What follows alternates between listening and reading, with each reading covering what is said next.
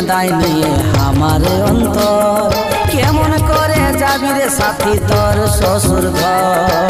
আজকেই তুই আনে দেন আমাকে জমা, কাল সকালে শুনবি আমার মরার খবর।